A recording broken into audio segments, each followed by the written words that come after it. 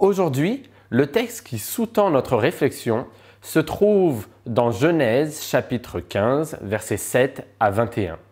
Dieu renouvelle sa promesse à Abraham.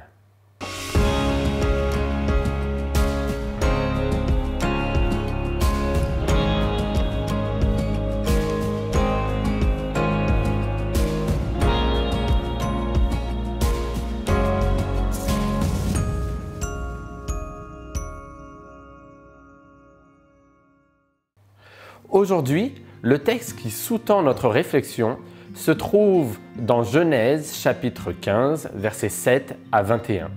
Dieu renouvelle sa promesse à Abraham.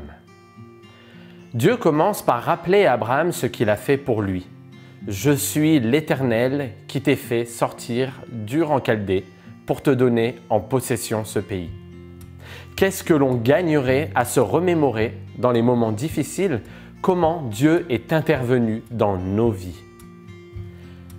Si, au verset 6, Abraham a placé sa confiance en Dieu, il n'en demeure pas moins humain. Lui, le vieillard qui n'a jamais eu d'enfant, a besoin de preuves tangibles de l'engagement divin à lui assurer une descendance. Et Dieu fait grâce à Abraham, puisque sa parole vient le trouver alors qu'il est plongé dans la terreur et qu'il est environné par une obscurité profonde. Quel chanceux cet Abraham! Mais cela n'est pas juste l'apanage d'Abraham. Pourquoi serait-ce différent aujourd'hui? C'est au cœur des ténèbres de nos vies que la voix de Dieu veut se faire entendre à nous. Petit défi pour nous aujourd'hui. Remémorons-nous un événement difficile dans lequel nous avons senti Dieu agir et remercions-le pour cela.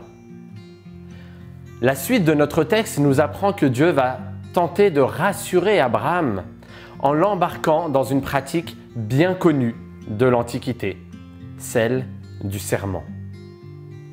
Le serment comprenait une parole d'engagement et un acte. L'acte consistait à prendre certains animaux, à les tuer, à les découper et à les répartir en 2 rangées de telle sorte que les personnes concluant l'alliance puissent marcher au milieu d'elles. Ce rituel était une manière de rappeler aux personnes le sort qui les attendait, c'est-à-dire la mort, si elles venaient à rompre leur promesse. Et c'est précisément ce que Dieu va faire envers Abraham. Mais à la différence d'un serment contracté entre 2 hommes, dans notre récit, une seule personne s'engage en marchant entre les animaux découpés. Et cette personne, c'est Dieu.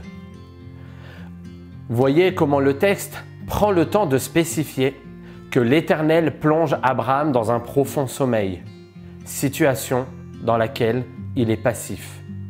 Autrement dit, Abraham n'a rien à faire pour obtenir la bénédiction divine. Ma prière pour vous aujourd'hui est que vous puissiez ressentir, comme Abraham, la présence de Dieu au cœur de vos doutes et de vos difficultés.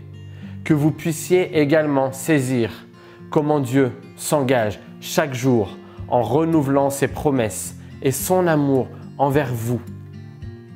Dieu est le même hier, aujourd'hui et demain. Ce qu'il a fait pour Abraham, il veut également le faire pour vous.